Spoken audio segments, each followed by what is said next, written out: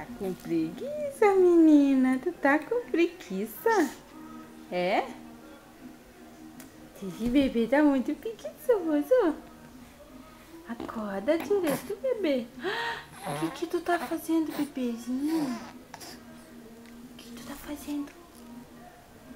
Tá puxando a blusa? É? E esse pezinho pra cima, hein? E esse pezinho gostoso? Que menina gostosa, gente. E essa perna pra cima, hein? E essa perna pra cima, neném? Ei, neném. Neném, tira a boca. Tira dela da boca. Tira logo. O que você tá fazendo? Hum?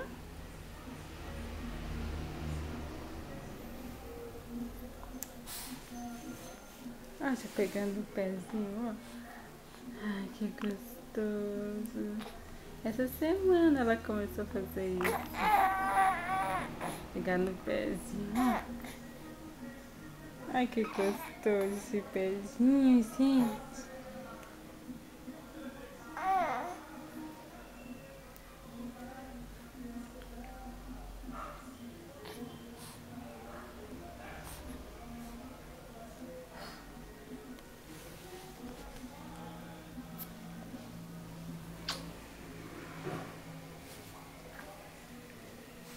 O que você tá fazendo?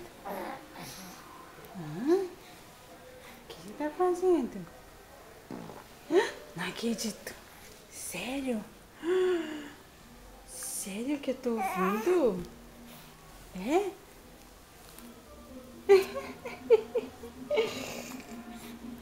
Tu tá fazendo tutuzinho? É?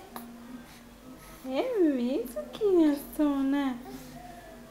Ai, que bebê mais gostoso, gente.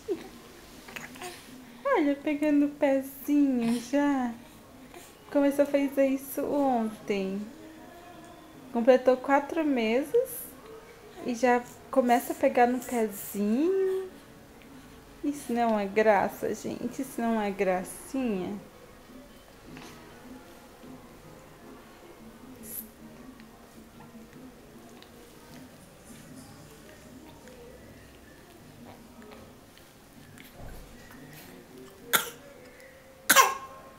Tá chamando a atenção. Ela chama a atenção da gente tossindo. Ela nem tá com nada na garganta. Tira o pano do rosto. Isso.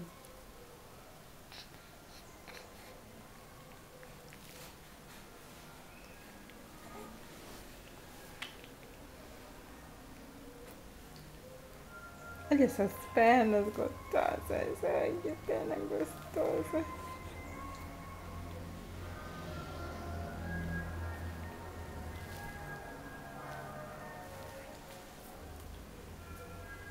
Pense no bebê gostoso. Pense. Multiplica por 2. A Gabi. Né, meu amor? Ela gosta de colocar o paninho no rosto.